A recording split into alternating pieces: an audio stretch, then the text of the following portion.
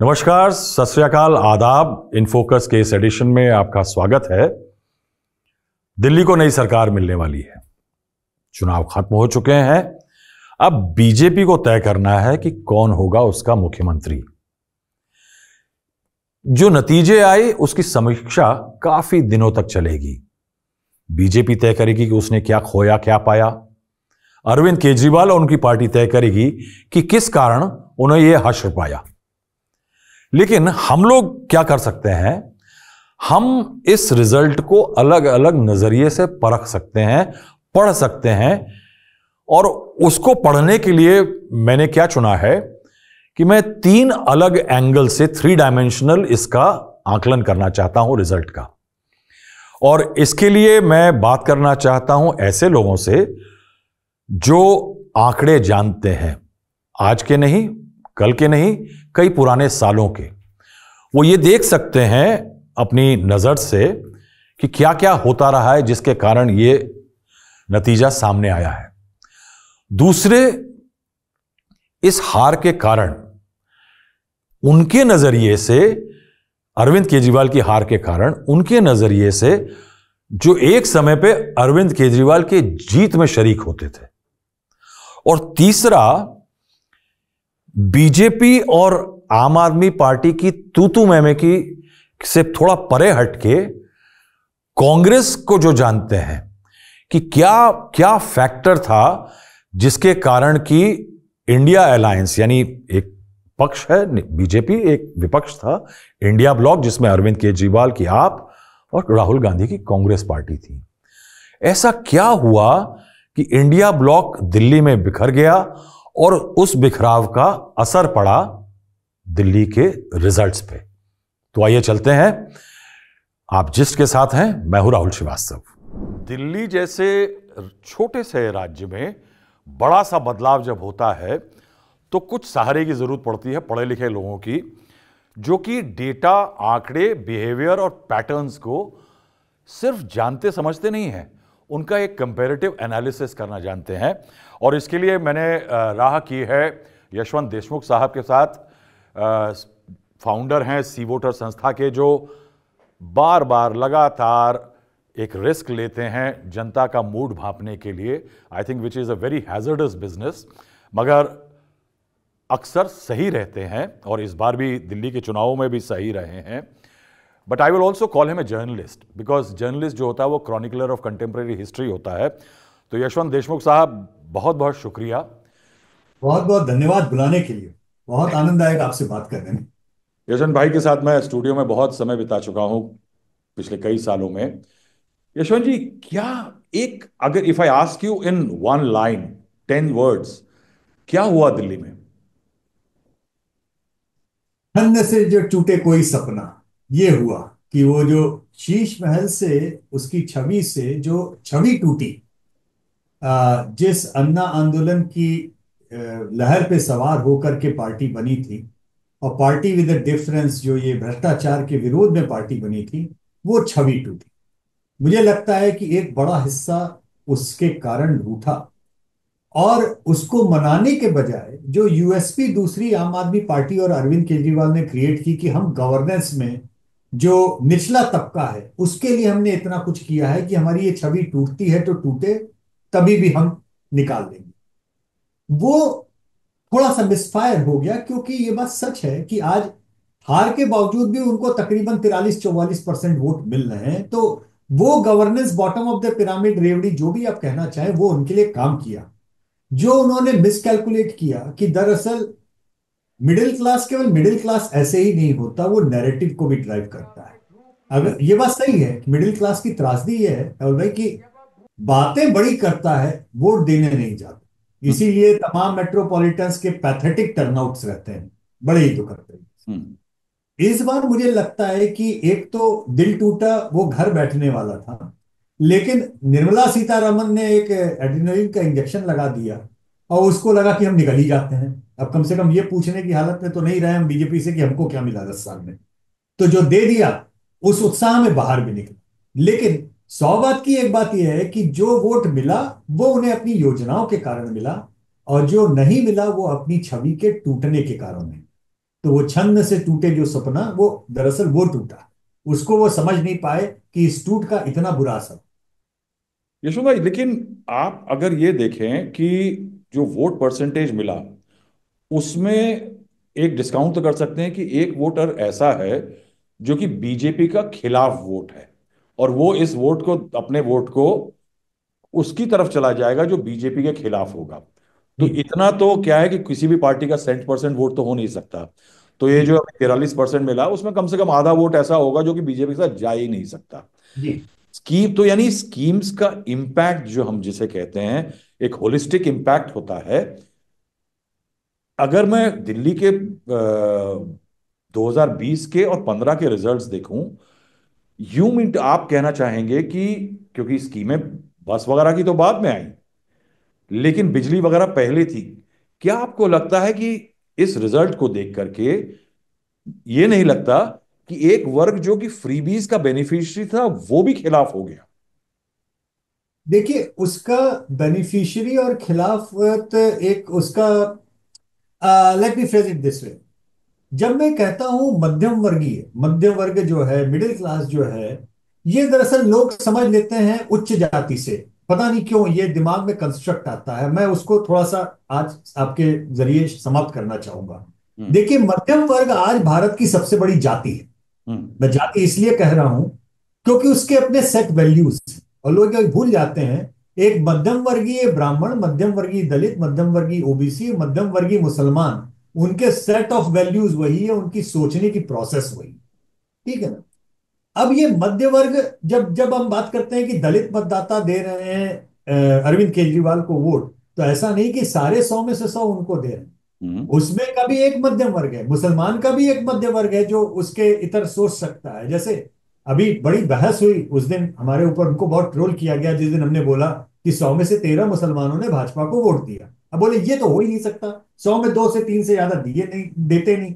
अरे 10-15 साल पहले की बात है। हम्म। चुनाव दर चुनाव हमने पाया है कि लगातार मुस्लिम आबादी का, जिन्हें विपक्ष तंज मारता है सरकारी मुसलमान, उसकी संख्या बढ़ रही है। हालांकि मैं उस तंज से बिल्कुल, मैं उसके खिलाफ हूं, क्योंकि जो मुसलमान भाजपा को वोट दे वो सरकारी मुसलमान, जो हिंदू विपक्ष को वोट दे वो सरकारी हिंदू। ऐसे मुल्क नहीं चलता, ऐसे डेमोक्रेसी नहीं चलती।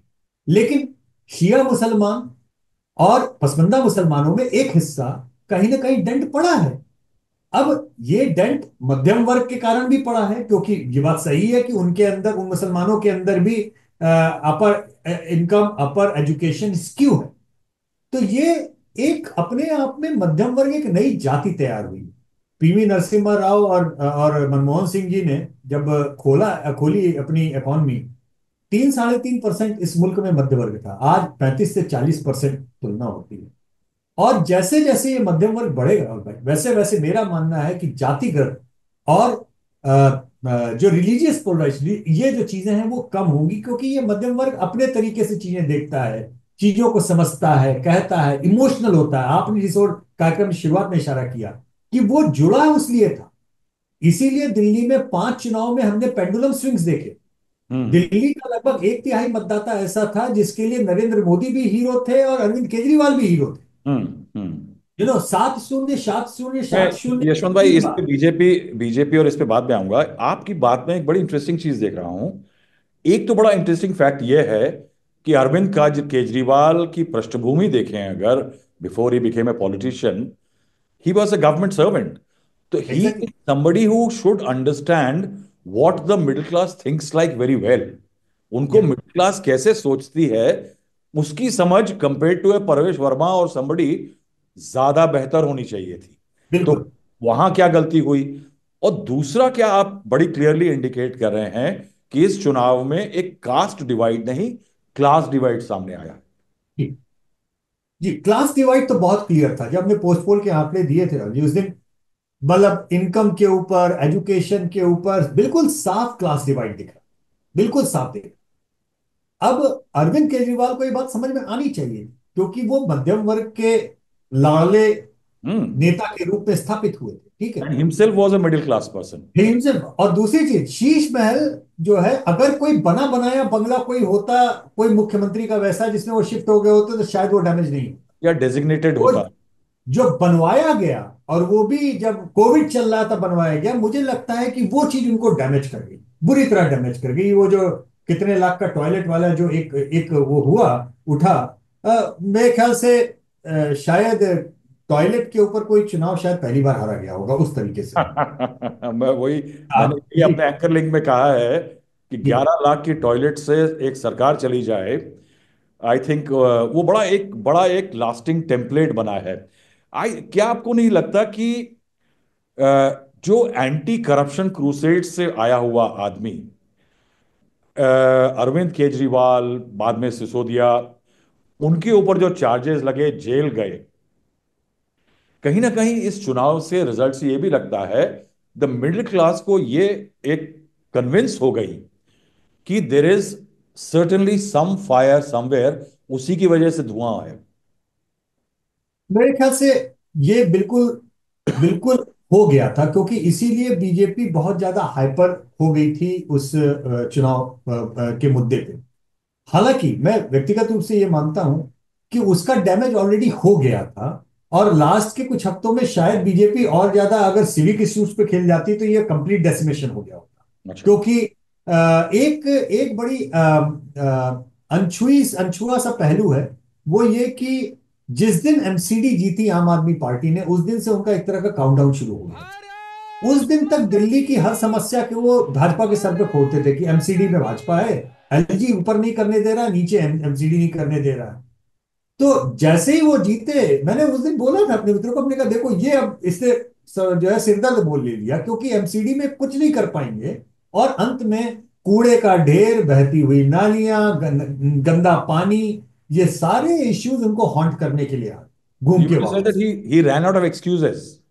ही रैन ऑफ एक्सक्यूजेस। क्योंकि एलजी वाला तो इसलिए नहीं चढ़ रहा है, देखिए बहुत सीधी सी बात है।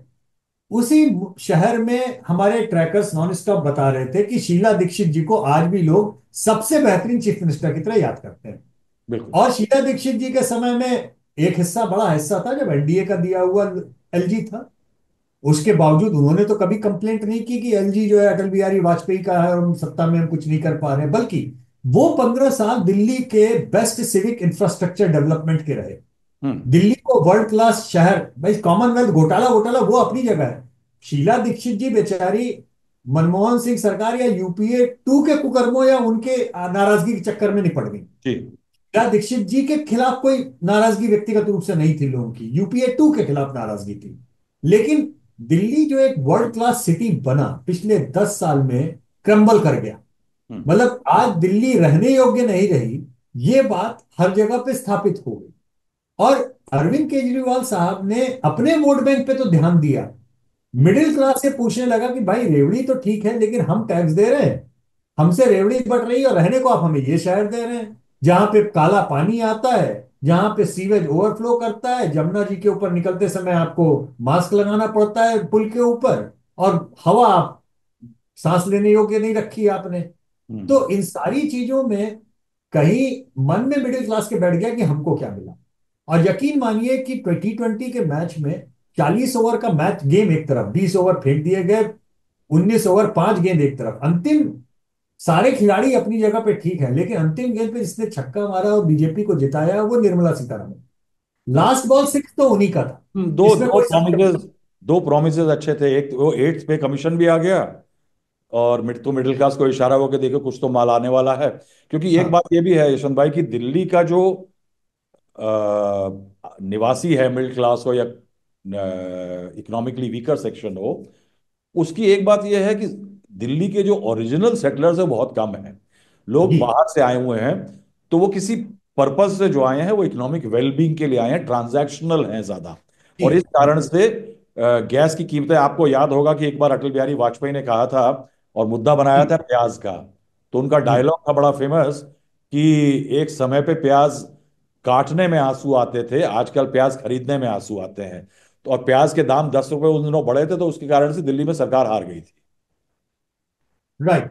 एक्चुअली मुझे आज याद आ रहा था 1998 का चुनाव। उस समय तो टीवी नहीं था, आपको याद है वो, हम लोग पोस्ट पोल और एग्जिट पोल कर रहे थे प्रिंट मीडिया के लिए, अखबार में दूसरे दिन हेडलाइन यही लगी थी कि मिडिल क्लास ने पीठ मोड़ी भाजपा से।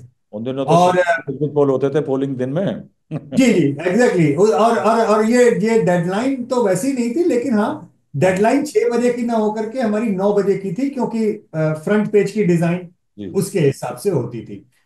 तो मिडिल मिडिल क्लास ने पीठ मोड़ी। आज 27 साल बाद वही मिडिल क्लास है जिसने वापस बीजेपी को तो उस जगह पे बैठा। 1998 में जिस जी मिडिल क्लास ने बीजेपी को वोट आउट किया था, it has voted the BJP back to power. Exactly exactly वही हुआ है। तो 28 साल का वनवास उसी क्लास ने उनको वापस जिता करके दिया है। अब ये जो एक पेंडुलम स्विंग था ना, राहुल भाई, जी। कि लोकसभा में इधर, विधानसभा में उधर, अब ये पेंडुलम ना इस बार जाकर के वहीं अटक गया। हम्म। मतलब वो वापस नहीं आया। तो नरेंद्र मोदी ने वहीं पकड़ के रख लिया और कहा कि देखो, अब इसको पकड़ के रखना है तो निर्मला जी आप कुछ करो। क्योंकि अदरवाइज ये यू स्लिप होगा और ये घर बैठ जाएगा तो हमको कोई फायदा नहीं है। क्योंकि मिडिल क्लास के साथ में तो बड़ी समस्या ये है ना कि बातों के सारे वीर हैं। ड्राइंग रूम में बैठ के आप सर्वे में 10 बार आप कहलवा लीजिए ऐसा ऐसा है, बुरा है, लेकिन सड़क पे निकल के वोटिंग डालने के समय पे सबके पांव सूज जाते हैं। तो हम्म। ये जो उत्साह का संवर्धन निर्मला ताई ने किया उनके, जो ब्लड सर्कुलेशन पैरों में वापस आया मिडिल क्लास के, और वो निकल के बूथ तक गया, मुझे लगता है कि उसने ये अंतिम 3% की बढ़त बीजेपी को उसी ने दिलाई, बताइए जिसके कि कारण वो। आपके आपके जो आपने एक्सप्लोर किया उसमें आपको क्या रिजल्ट दिख रहे थे, मोटे मोटे? उसमें हम लोग ने 3% की लीड बोली थी कि 3 से 4% के आसपास की लीड आएगी। हालांकि उसमें क्लास डिवाइड बहुत साफ दिखा था, जेंडर डिवाइड भी दिखा और था बहुत साफ। सीट वाइज आपका, you think you are close to what the actual seat picture? हमने हमने प्रिडिक्ट नहीं की थी, देखिए सीट नहीं प्रिडिक्ट की थी, लेकिन हाँ, नहीं की, अगर लेकिन आपके घर में बैठ से के आपने कुछ तीन से हिसाब तो चार किया होगा। परसेंट का वो था, तो हमारा मानना था कि 45-25 के आसपास का स्कोर कार्ड आएगा। अच्छा। अगर वही वही चीज होता, वो लगभग उतना ही आ रहा है, ये हमारा मानना था। मैं लेकिन यशवंत भाई, आप जैसे पढ़े लिखे आदमी से एक सवाल और पूछना चाहता हूँ कि दिल्ली का एक बड़ी अजीब डाइकॉटमी जो है कि लोकसभा में बीजेपी को वोट और विधानसभा में अरविंद केजरीवाल को वोट। जी 2014 के बावजूद 13, 14, 14, 15, 15, 19 और 19, 24, आप देखिए 22, 24। तो ये जो स्विंग होता है उसमें हम देख रहे थे बड़ी इंटरेस्टिंग चीज कि एक मिडिल क्लास, उसके अलावा पंजाबी बनिया, इस टाइप के जो सेगमेंट्स थे, इकोनॉमिक सेगमेंट्स एंड कोरिलेटेड जो उसके सोशल सेगमेंट से, कास्ट सेगमेंट, वो पूरा का पूरा शिफ्ट कर जाते थे। यानी जी पंजाबी वनिया सेक्शन में बीजेपी को पिछली बार एक सीट मिली थी, हाँ जी पूर्वांचली शिफ्ट हो जाता था और यही वोट बड़े आराम से उठ करके बीजेपी में चला आता था। जी। ये फिनोमेना खत्म हो गया, आप कहेंगे? नहीं, ये फिनोमेना इस चुनाव में खत्म हो गया।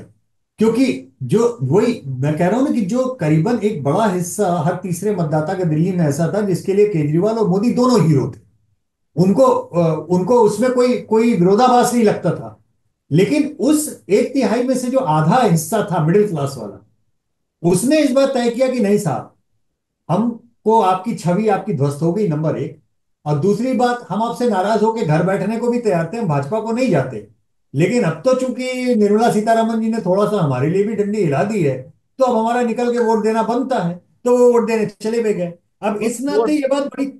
हाँ बट पंजाबी और बनियों में बहुत ज्यादा सरकारी नौकरी इस टाइप के नहीं है। जी इनकम टैक्स का इम्पैक्ट पड़ता है लेकिन मैं ये जानना चाहता हूं कि क्या ये जो शिफ्ट होते थे लोग सेगमेंट्स, ये जी। As a caste group shift होते थे, but as economic group shift होते थे?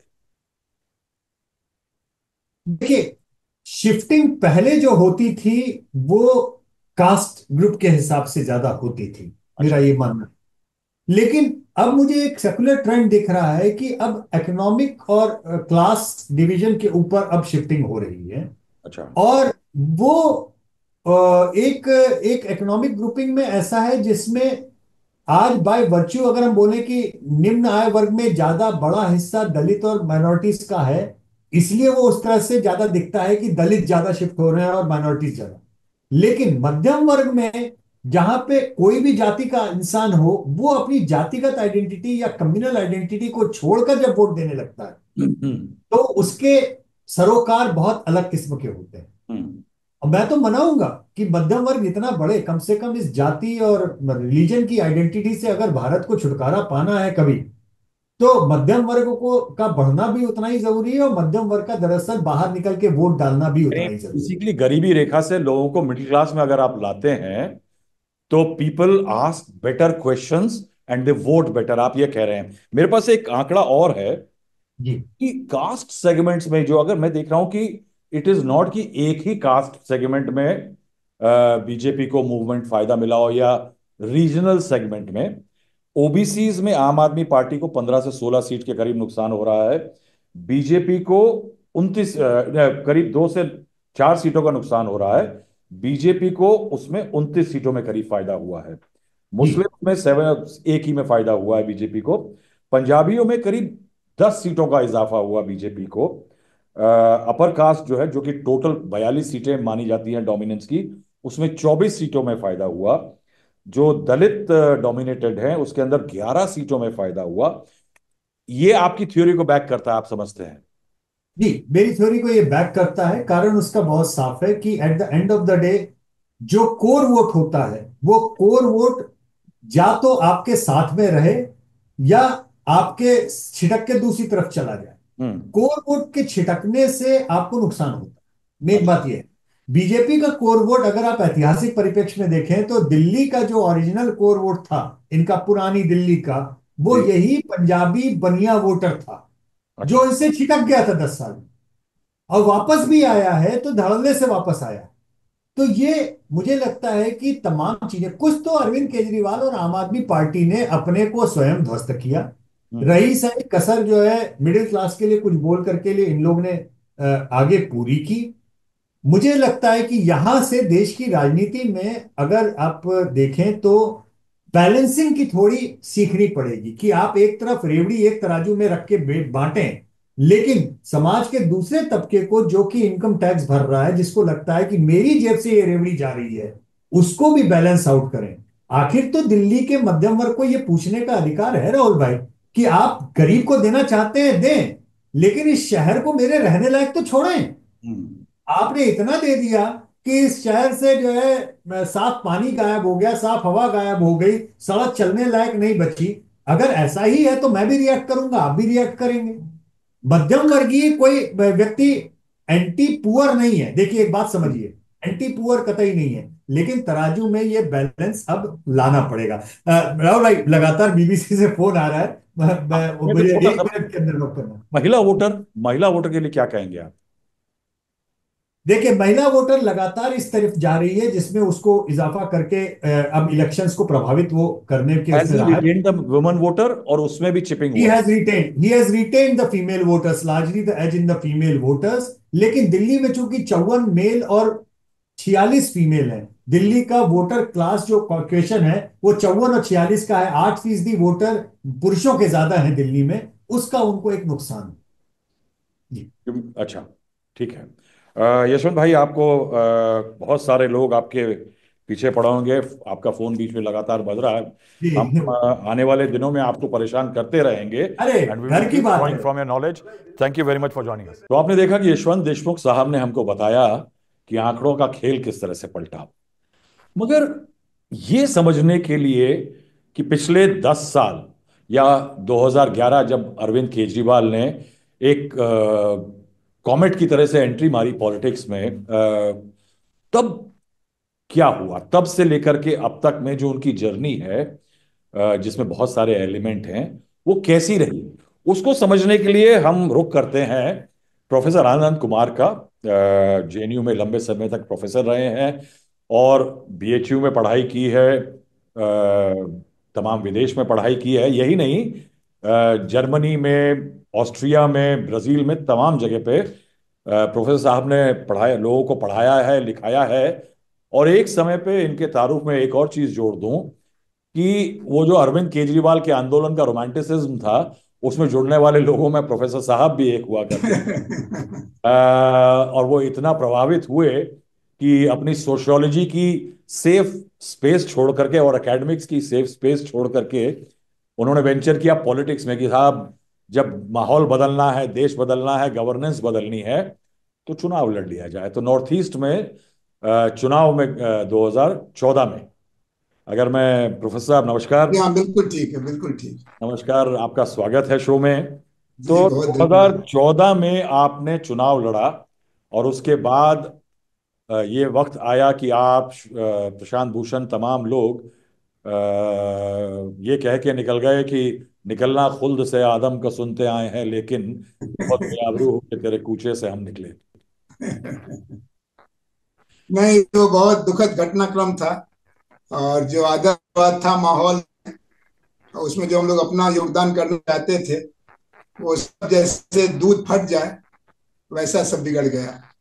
और हम लोगों को इसका अफसोस हुआ कि हम लोगों ने नई पीढ़ी के अंदर जो एक आदर्शता थी और समाज में जो एक बेचैनी थी, उसका दुरुपयोग होते देखा और हम लाचार कुछ कर नहीं पाए। आज जो घटनाक्रम, एक पूरा चक्र पूरा हो रहा है और दिल्ली का नया मतदान हुआ, ये न हंसने लायक है न रोने लायक है।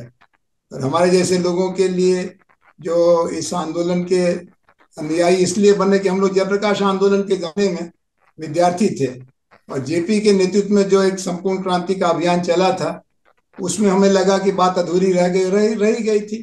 तो वो डोर जो छूटी थी, उसके बाद वीपी सिंह के जमाने में सामने आई। फिर वीपी सिंह 11 महीने में मंडल कमंडल में फंस गए। और उसके बाद फिर जैसे एक प्यास बनी हुई थी, जो प्यास बुझाने के लिए अन्ना हजारे के नेतृत्व में एक पहल हुई। और हमारे जैसे लोग, जैसा आपने ठीक कहा कि मैं जवाहरलाल नेहरू विश्वविद्यालय में शिक्षक था, सक्रिय था, सरोकारी था, तो हमको ये लगा कि, और इन्होंने आग्रह भी किया हमसे, हमारे मित्र थे प्रशांत भूषण, योगेंद्र यादव, अरविंद केजरीवाल जी को तो मैं नहीं जानता था ज्यादा। इन लोगों ने आग्रह किया कि आप हमारे साथ एक आलोचनात्मक संबंध रखते हैं, अब हमारे साथ जुड़िए तो ज्यादा अच्छा रहेगा। तो हमने कुलदीप नायर की पहल पर एक साझा बयान कुछ 30-35 भारतीयों ने जारी किया था। वो बयान जारी किया, उसके आधार पर अन्ना जी का अनशन पूरा हुआ। और फिर हुआ कि एक पार्टी बनाई जाए कि न बनाई जाए। तो हम लोगों ने कहा कि पार्टी अगर नहीं बनाते हैं तो जो बेचैनी, इसका इस्तेमाल मौजूदा दलों में से ही कोई करेगा। उसमें बीजेपी का दावा ज्यादा मजबूत था। तो उन्होंने कहा कि हम लोग बीजेपी के शासन में आने के तो बहाना नहीं बनना चाहते, एक पार्टी बनानी चाहिए। अन्ना जी ने उसका विरोध किया। उनके साथी किरण किरण बेदी जी और लोग जो बीजेपी में है, उन्होंने भी विरोध किया। लेकिन हम लोगों ने पार्टी बनाई, राहुल जी। और जो उसको बनाते समय हमारे यहाँ पे जो मशाल पकड़ाई, वो कैप्टन अब्बास अली के हाथों से हम लोगों ने मशाल पकड़ी थी, जी जी जो आजाद हिंद फौज में थे, जी। लोहिया और जयप्रकाश के साथी थे। और उस बुजुर्ग के हाथों दी मशाल से हम देश में एक नई रोशनी फैलाने के लिए निकले थे। लेकिन उसके बाद जो हुआ आपने देखा ही कि चुनाव हुआ, चुनाव में पूर्ण बहुमत नहीं मिला, तो हम जिस कांग्रेस से नाराज थे, उसी के समर्थन से हमने सरकार बनाने का फैसला कर लिया। और सरकार जब बनाने का फैसला कर लिया, 39 दिन सरकार चली, तो जो सरकार को चलाने के समय प्राथमिकताएं थी, उन प्राथमिकताओं में ही घालमेल होने लगा। फिर बनारस का चुनाव हुआ लोकसभा का, जिसमें नरेंद्र मोदी के खिलाफ नरेंद्र अरविंद केजरीवाल जी लड़ना चाहते थे। हमारे जैसा आदमी जो बनारस से भी जुड़ा था, वो वहां पर करीब 1 महीने हमने इनके लिए काम किया, अपने साख को दांव पर लगाया। और तब से अब तक की जो यात्रा है वो सबके सामने है। हम लोग पराजित फौज के सिपाही हैं। और आज जो दिल्ली के लोगों ने फैसला किया है, इसमें न हम हंस सकते हैं न रो सकते हैं। मैं आपका मर्म समझ सकता हूं यहाँ पे कि ये स्थिति ना हंसने लायक है ना रोने लायक है, क्योंकि it's not a matter of revenge for you कि हमने कहा था कि तुम फेल करोगे। मगर मुझे ये बताइए कि ये जो मैंडेट है, ये किसी पॉलिटिकल पार्टी की हार जीत का है या उससे बड़ा कुछ हुआ है? Has an idea been lost? नहीं, it is test of democracy in a way. क्योंकि आप देखें कि जो मतदान हुआ है, इसमें जीतने वाले को करीब 47% वोट मिला है, हारने वाले 43% मिला है, और कांग्रेस पार्टी को 6% वोट मिला है। तो ये मतदान बताता है कि दिल्ली की जनता आधे आधे में बटी हुई, आधा इसलिए बटी हुई है, उसको आम आदमी पार्टी की सरकार से नाखुशी है कुछ लोगों को, लेकिन वो पूरी तरह से उसको रिजेक्ट भी नहीं कर रहे। सर, मैं सवाल मेरा सबसे बड़ा ये बनता है कि क्या आपको लगता है ये नतीजे ये कहते हैं कि दिल्ली की जनता ने जो मैंडेट दिया है ये बीजेपी को देख के दिया है कि इस वजह से दिया है कि it feels cheated by Arvind Kejriwal at some level? देखिए, इसमें श्री अरविंद केजरीवाल का तो ये मानना था कि इस बार का चुनाव एक जनमत संग्रह है, कि मैं निर्दोष हूं हम्म। और मुझे पसंद किया जाता है कि नहीं किया जाता है। जनता अगर ये फैसला करेगी कि नहीं, मैं योग्य हूँ, उचित हूँ, मेरे साथ अनुचित हुआ, तो मैं मुख्यमंत्री की कुर्सी पर बैठूंगा। आतिशी मरलेना एक अस्थायी मुख्यमंत्री है। हम्म। तो अरविंद केजरीवाल की तो ये समझ है, लेकिन मैं उनकी समझ से अपने को अपने थोड़ा अलग करता हूँ। ये खाली जनमत संग्रह नहीं था, क्योंकि कौन मुख्यमंत्री बनता है कौन नहीं बनता है इसका तो एक सरोकार लोगों का रहता ही है, हम्म। लेकिन हमारी जिंदगी में बेहतरी कैसे आए ये भी एक सरोकार रहता है। हम्म। और जो बिजली पानी का काम हुआ था, मोहल्ला क्लिनिक और शिक्षा के लिए प्रयास हुआ था, हम्म। उसको लोगों ने इनकार नहीं किया है। लेकिन उन्होंने इस बात को इनकार किया है कि आप एक पारदर्शी सरकार चलाने की बजाय एक रूटीन पॉलिटिक्स में आ गए हम्म। और आपने अपने ऐशो आराम पर ज्यादा ख्याल किया, और आपने अपने को आम लोगों से काट करके एक तरह का सत्ता का गणित बैठाना शुरू कर दिया। हम्म। तो और राजनीति में कोई आपने कोई सिद्धांत नहीं बनाया, कोई मर्यादा नहीं रखी। लोकसभा में आप कांग्रेस के साथ मोर्चा बनाते हैं और विधानसभा में आप कांग्रेस को पानी पी पी करके गाली देते हैं। तो ये जो आपने राजनीति की श्री अरविंद केजरीवाल जी के माध्यम से आम आदमी पार्टी ने, उसका वो बात लोगों को पसंद नहीं आई। उन्हें लगा कि आप मतदाता को एक एक भोला भोली भीड़ समझते हैं, और जादूगर की तरह से या मदारी की तरह से आप डमरू बजाएंगे, जनता नाचने लगेगी, चिल्लाने लगेगी, उछलने लगेगी, आपके साथ खड़ी हो जाएगी।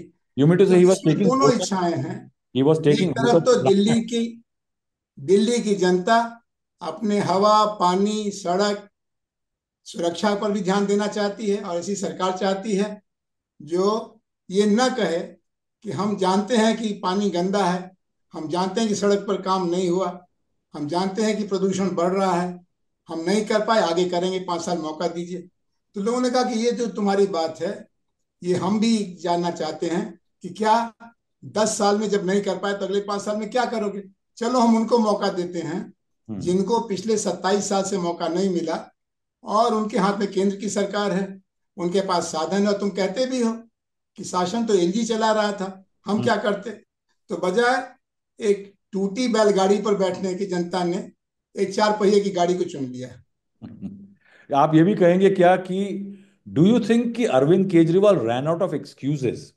क्या था कि पहले वो कहते थे एक लेवल पे कि जब बड़े लेवल के काम होने होते थे तो वो कहते थे कि एलजी और केंद्र सरकार नहीं करने देती, और जो सड़क नली नदी नाले के काम होते थे वो कहते थे पहले कि एमसीडी नहीं करने देती, और एक सीरीज ऑफ एक्सक्यूजेस था। क्या आपको लगता है he ran out of excuses this time? आप सोशियोलॉजी के प्रोफेसर हैं साहब। मिडिल क्लास जो दिल्ली का है वो सबसे बड़ा वर्ग है दिल्ली का।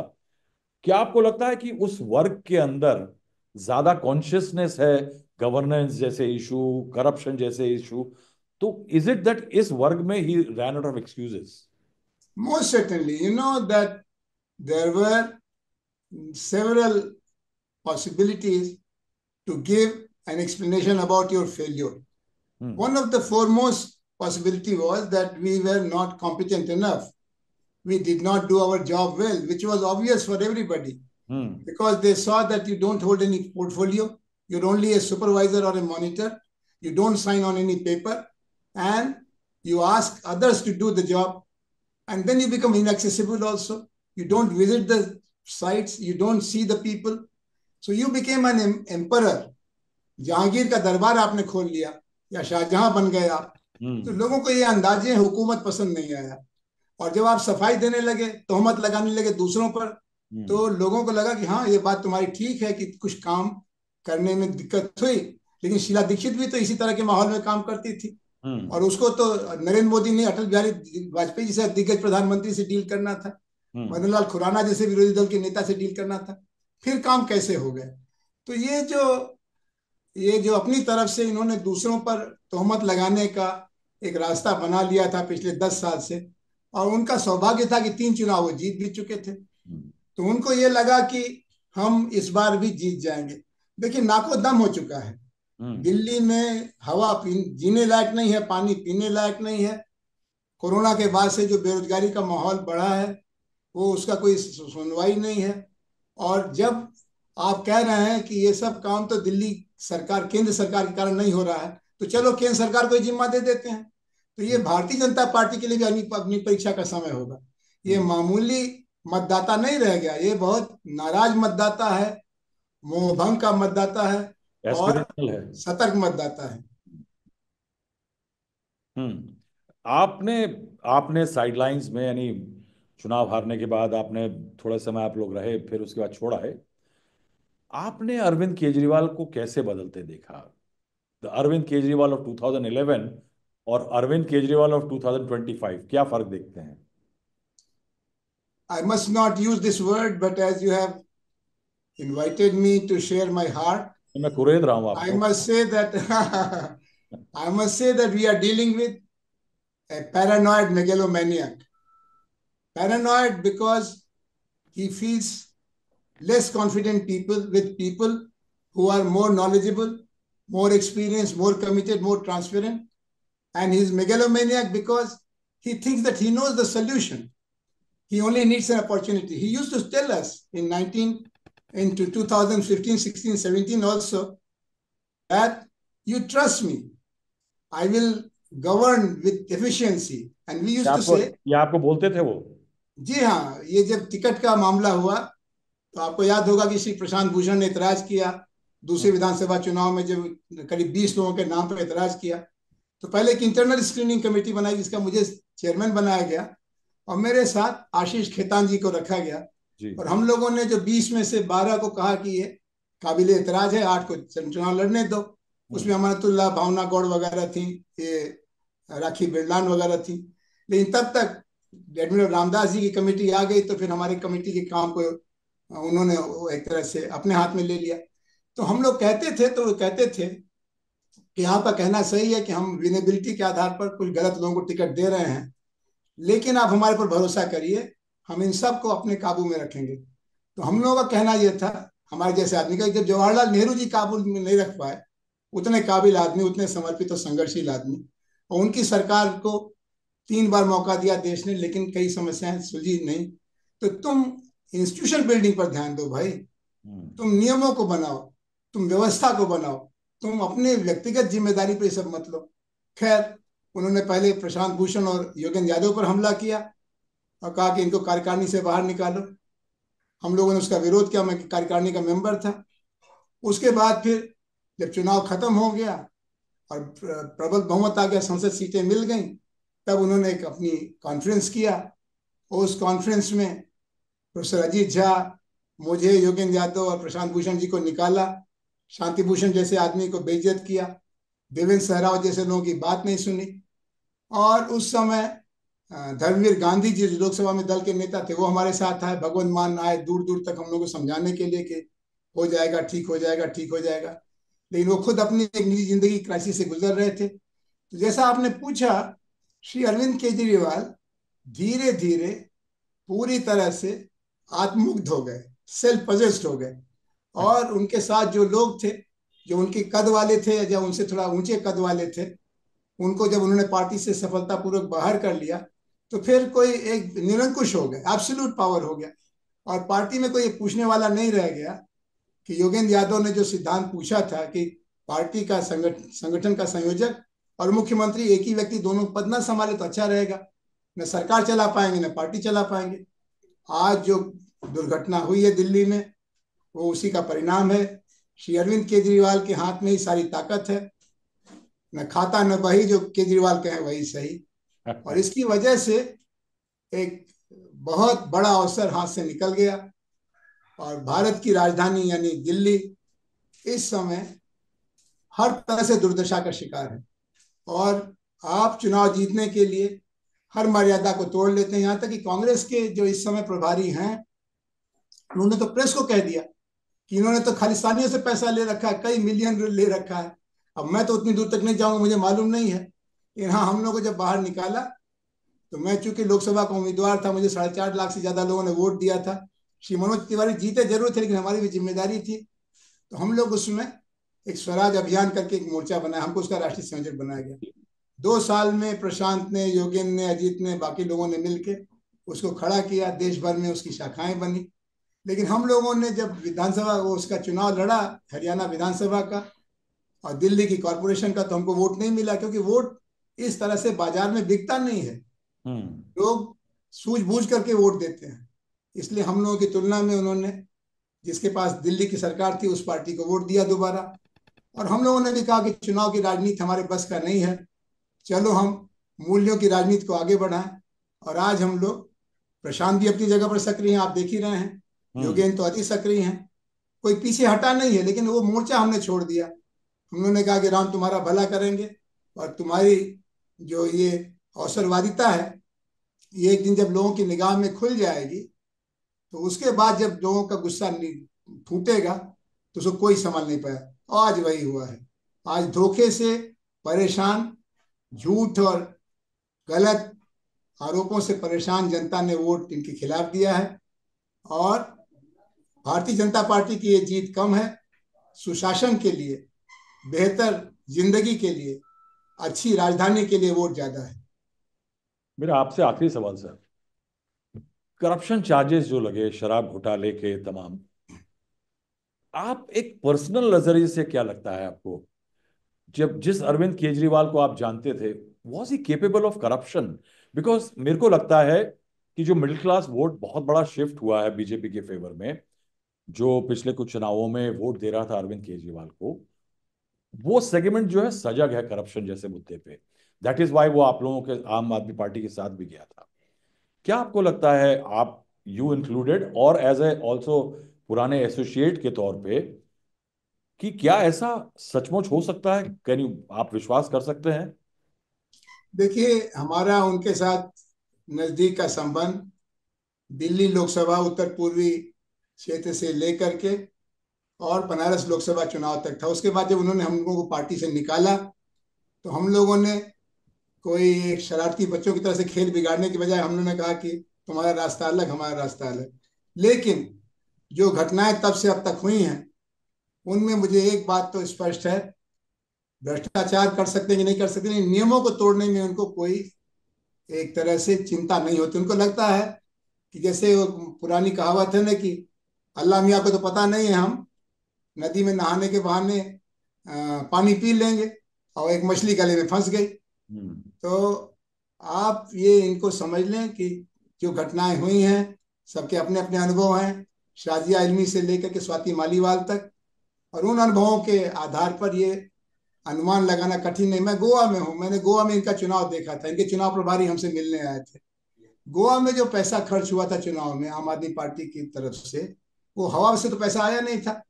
और मैं तो अमेरिका में भी 6 साल रहा हूँ, लोग ऐसे चंदा भी नहीं देते हैं, चाहे एनआरआई हो चाहे भारत के लोग हो, वो ठोक बजा के चंदा देते हैं। इतना साधन कहाँ से आया, इतना विपुल साधन?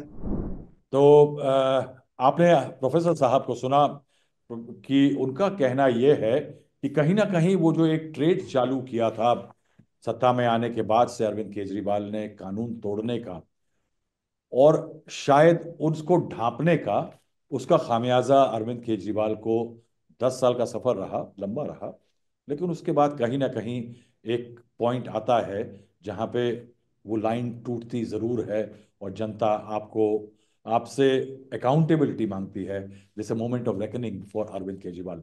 प्रोफेसर साहब, हमसे बात करने के लिए बहुत बहुत शुक्रिया। बहुत धन्यवाद राहुल जी, हम बहुत लोग बात धन्यवाद। करते रहेंगे, क्योंकि Arvind Kejriwal as a chief minister is a different story, but Arvind Kejriwal as an opposition leader is a very, very different story. Thank you so much, thank you. तो साहब, आपने आंकड़ों से खेलने वालों से की बातें सुन ली, आपने विचारक, सोशियोलॉजिस्ट और अरविंद केजरीवाल के पुराने सहयोगियों की बात सुन ली।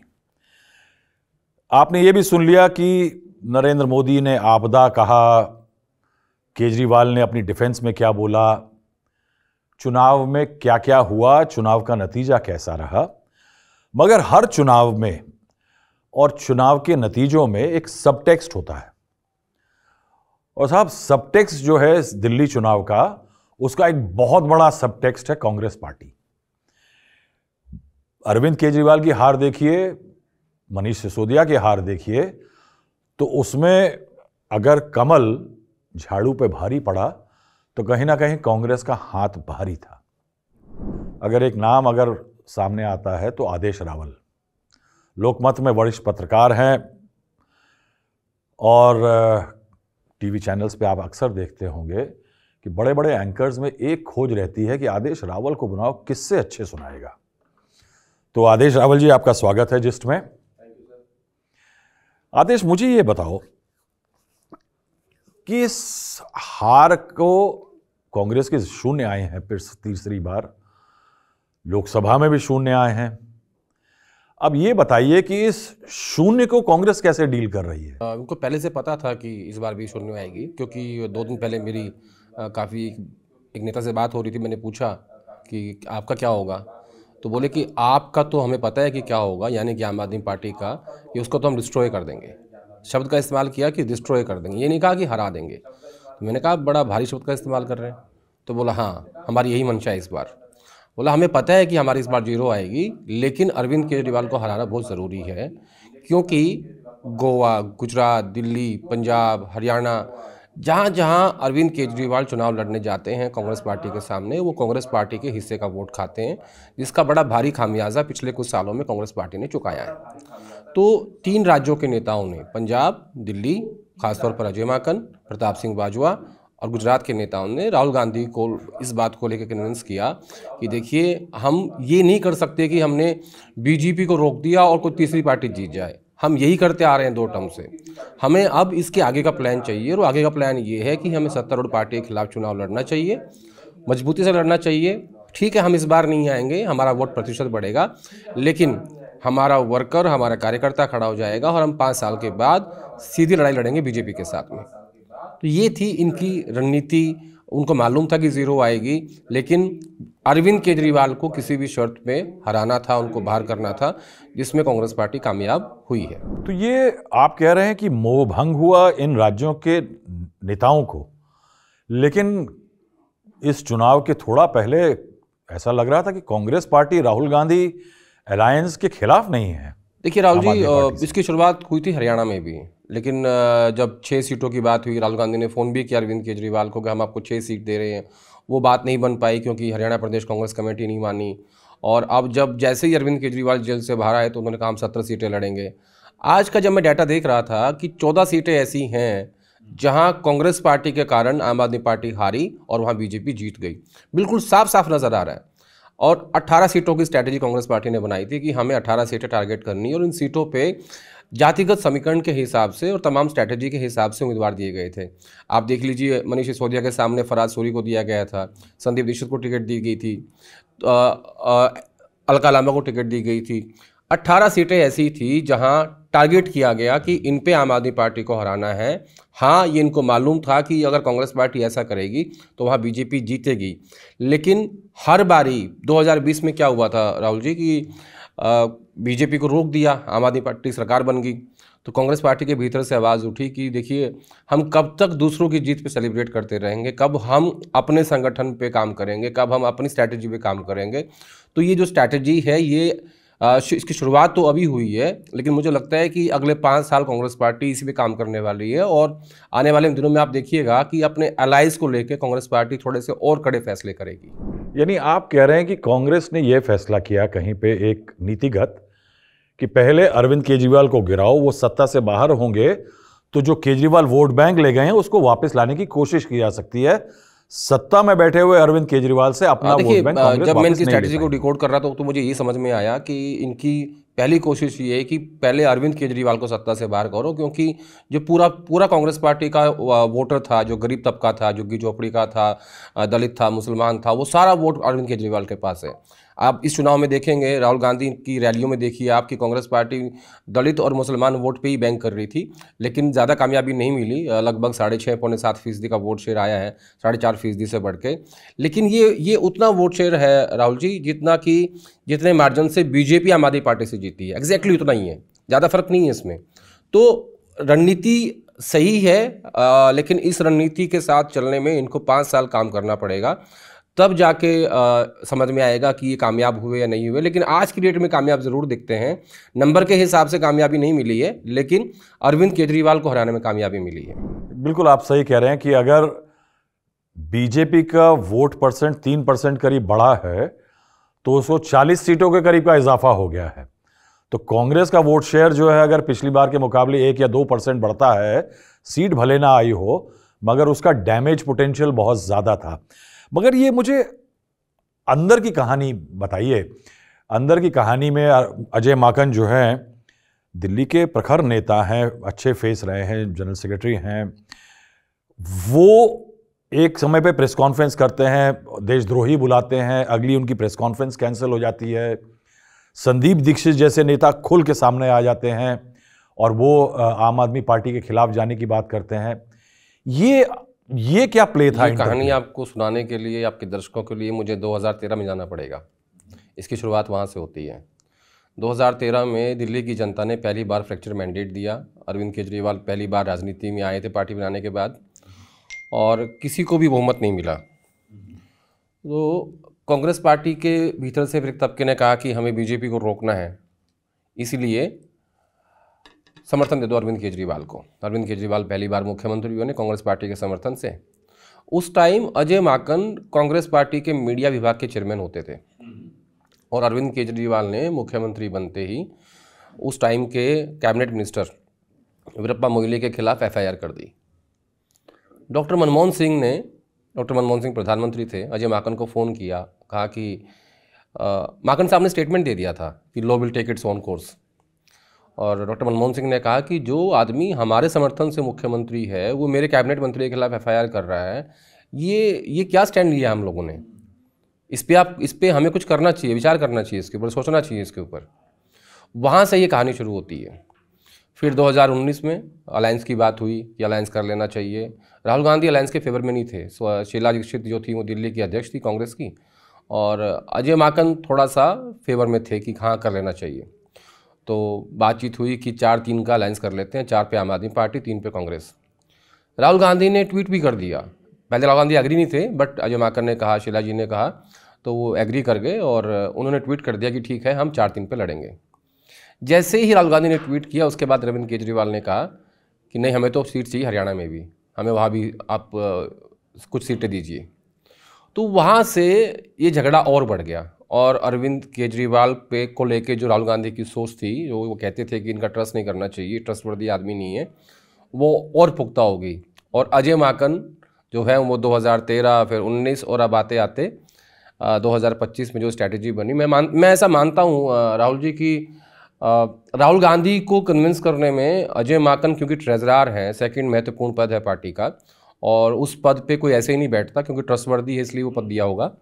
तो उन्होंने बहुत कन्विंस किया इस बात को लेके कि नहीं, हमें अरविंद केजरीवाल के खिलाफ चुनाव लड़ना है, हमें उन्हें हराना है। और आज सिर्फ आम आदमी पार्टी नहीं हारी है, आज अरविंद केजरीवाल भी हारे हैं, सबसे बड़ी बात ये है।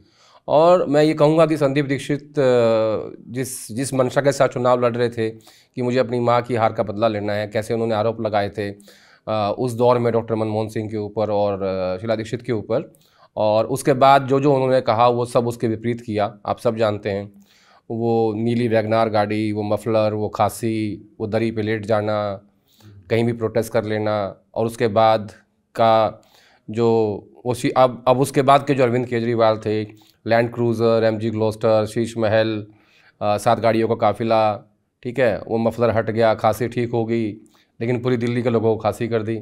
यहाँ तो कुछ किया नहीं, एयर पोल्यूशन के हिसाब से अपनी खांसी ठीक कर ली, अब जनता ने उसका बदला ले लिया, सिंपल है। एक चीज़ मुझे जो याद आती है कि 2015 में जब चुनाव अरविंद केजरीवाल जीते थे, अगर मैं गलत नहीं हूँ, तो राहुल गांधी ने कांग्रेस हेडक्वार्टर में निकल करके कहा था कि हम अरविंद केजरीवाल से कहा था कि हमें अरविंद केजरीवाल से सीखना चाहिए। हाँ, कहा था उन्होंने।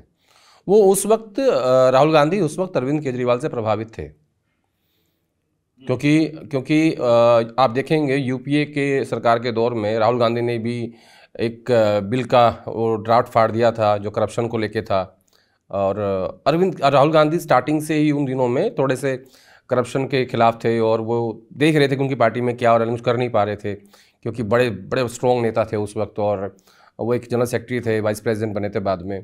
तो उस वक्त प्रभावित थे, लेकिन आहिस्ता आहिस्ता जैसे जैसे वो उनको जानते गए, समझते गए, जैसे जैसे अरविंद केजरीवाल ने जो जो वायदे किए फिर उसके विपरीत काम किए, तो राहुल गांधी की सोच भी उनके लेकर बदल गई। और 19 तक आते आते राहुल गांधी इस बात को लेकर एग्री नहीं थे कि अरविंद केजरीवाल से समझौता करना चाहिए। अभी सुना है कि इस बार चुनाव के पहले राहुल गांधी को काफ़ी अरविंद केजरीवाल ने फ़ोन किया और नहीं, राहुल गांधी देखिए, ने फ़ोन भी नहीं उठाया।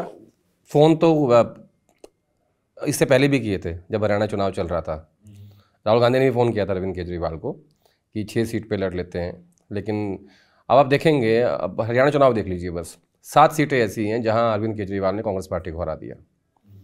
तो अब ऐसी स्थिति में ये कब तक इस बात को लेकर सेलिब्रेट करते रहेंगे हमने बीजेपी को रोक दिया और कोई पार्टी जीत जाए? कभी ना कभी तो इनको करेक्शन करना पड़ेगा ना। तो कांग्रेस पार्टी को लगा कि नहीं, सही वक्त है। जो मैं इनकी स्ट्रैटेजी डिकोड कर पा रहा हूँ राहुल जी, वो मुझे ये समझ में आ रही है कि इनको लग रहा है कि हम अब अलाइज को लेके ज़्यादा झुकेंगे नहीं, जितना हमें करना था कर लिया। हम भले ही हारें लेकिन अपना संगठन खड़ा करेंगे, अपनी पार्टी को मजबूत करेंगे। यानी आप कह रहे हैं कि इंडिया गठबंधन के एक कंपल्जन था कांग्रेस पार्टी का, क्योंकि वो एक लेवल पे अगुवाई करती थी और वो सबसे बड़ी नेशनल पार्टी है, तो वो कुछ लेवल पे कॉम्प्रोमाइज़ करती थी, मगर अलायंस पार्टनर जो थे वो अपनी मसल फ्लेक्सिंग करते थे। ममता बनर्जी कहती थी कि, कहने लगी थी बीच में कि अगर कांग्रेस से नहीं हो रहा, यानी राहुल गांधी से नहीं हो रहा है, तो ममता बनर्जी लीड करेंगी इंडिया अलायंस को। ये इंडिया अलायंस के अंदर जो कांग्रेस का प्रवास था या लीडरशिप थी, उसमें भी कुछ क्या बदलाव आएगा? इस ये जो फॉर्मूला है कि अब हम अपने पे फोकस करेंगे कि अलायंस पे उतना हमारा जोर नहीं महाराष्ट्र और होगा। हरियाणा हारे तब ये बात उठी कि अब इंडिया अलायंस की अगुवाई जब ममता बनर्जी करेंगी। दरअसल मुझे ऐसा लगता है कि गौतम अडानी के इशू पे कांग्रेस पार्टी को आइसोलेट करने की कोशिश इंडिया अलायंस में हुई थी। इस विंटर सेशन में भी हुई और उससे पहले मानसून सेशन में भी हुई थी। कांग्रेस पार्टी इस बात को अच्छे से समझ भी रही थी और उन्होंने इस बात का जिक्र भी किया था कि सिर्फ गौतम अडानी के इशू पे ही क्यों हमें अलग थलग करने की कोशिश होती है। जैसे ही बाबा साहब भीमराव अम्बेडकर का मुद्दा आता है, जैसे ही कोई और मुद्दा आता है, तो तुरंत इंडिया से इकट्ठा हो जाता है। लेकिन जैसे ही अडानी का मुद्दा आएगा तो उसमें वो कांग्रेस पार्टी को अकेला छोड़ देते हैं और बाकी सब अलग हो जाते हैं। टीएमसी की अपनी मजबूरी है कि स्टेट में इन्वेस्टमेंट है। शरद पवार साहब की दोस्ती है, जग जाहिर है, सबको पता है। अखिलेश यादव के भी संबंध है, सबको पता है। तो हर कांग्रेस के नेताओं के भी संबंध है, ऐसा नहीं है। अशोक गहलोत जब राहुल गांधी भारत जोड़ो यात्रा कर रहे थे तो अशोक गहलोत की जब सरकार थी राजस्थान में, तो उन्होंने उनके साथ एमओयू साइन किया था। और अब कुछ दिन पहले तेलंगाना के मुख्यमंत्री रेवंत रेड्डी ने यूनिवर्सिटीज़ के नाम पे 100 करोड़ रुपए का चेक लिया था, जो दबाव में बाद में वापस करना पड़ा। तो ऐसा नहीं है। लेकिन राहुल गांधी का जो एक पॉइंट ऑफ व्यू है कॉर्पोरेट हाउसेस को लेकर, खासतौर पर अडानी को लेकर, उनको ये लगता है कि नहीं, ये प्रधानमंत्री मोदी के दोस्त हैं और इन्हीं को ही सारे फ़ायदे मिलते हैं सरकार में।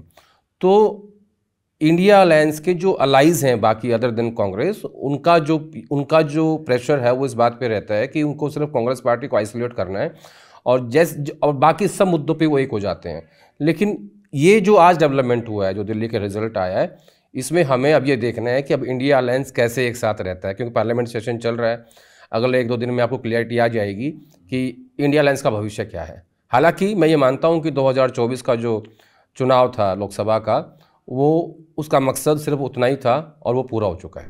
मुझे ये बताइए कि अरविंद केजरीवाल जब पॉलिटिक्स में आए तो उन्होंने कांग्रेस के तमाम नेताओं को गालियां दी, शरद पवार के बारे में महाभ्रष्ट नेता बोला, और उसके बाद उन्होंने ये भी कहा कि सोनिया गांधी जेल में होनी चाहिए। उसके बाद लोकसभा में अलायंस होता है और उसके बाद इंडिया गठबंधन में साथी बन जाते हैं। उसके बाद कांग्रेस को फिर अलायंस में हाथ छोड़ करके कहते हैं हम अकेले चुनाव लड़ेंगे, कांग्रेस को भ्रष्ट कहते हैं।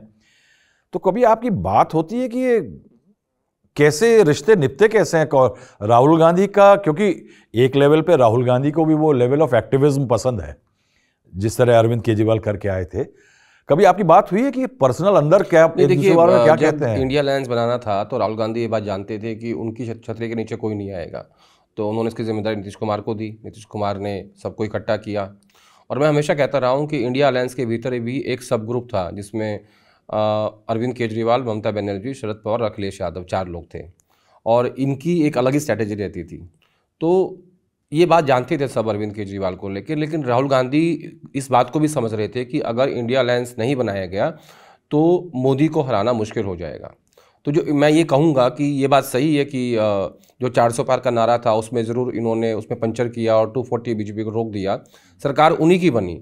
लेकिन इससे क्या हुआ कि विपक्षी पार्टियों को भी संसद के अंदर एक बल मिला और उससे मैं ये कहूँगा कि एक मजबूत विपक्ष सामने आया। पहली 10 साल के बाद कांग्रेस पार्टी को एलओपी का दर्जा मिला, राहुल गांधी एलओपी बने, तो इससे भी फ़ायदा हुआ है। और ये बात जानते हैं कि ज़्यादा फ़ायदा नहीं हो सकता रहा इसके साथ में, लेकिन लोकसभा में करना मजबूरी थी और उसी मजबूरी के कारण एलाइज भी साथ आए थे, खाली कांग्रेस पार्टी नहीं।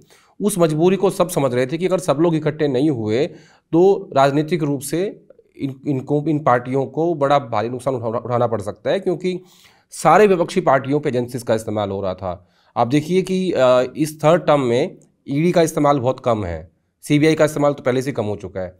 तो ये एक फ़र्क आया है। तो तब मुझे लगता है कि सारी विपक्षी पार्टियों की मजबूरी थी, इसलिए ये अलायंस किया गया था। और अब विधानसभा चुनाव जो है वो अपने अपने हिसाब से लड़ रहे हैं, जहां जिसको लगता है कि अलायंस करना चाहिए तो हो जाएगा, अदरवाइज़ नहीं हो रहा है। हाँ, लेकिन कोई वायदा नहीं किया था किसी ने कि आपको विधानसभा चुनाव में अलायंस करना है। ये बताइए कि कुछ सवाल उठ रहे हैं कांग्रेस के, इस बार फिर हार गए, फिर जीरो आया, अंदर कुछ हो रहे हैं सवाल? पहले ही ये बात पता थी कांग्रेस नेतृत्व को कि जीरो ही आएगी, लेकिन उसमें जो मकसद था वो उन्होंने पूरा कर लिया। सवाल नहीं उठ रहे हैं, मैं तो ये कहूँगा कि सेलिब्रेशन हो रहा है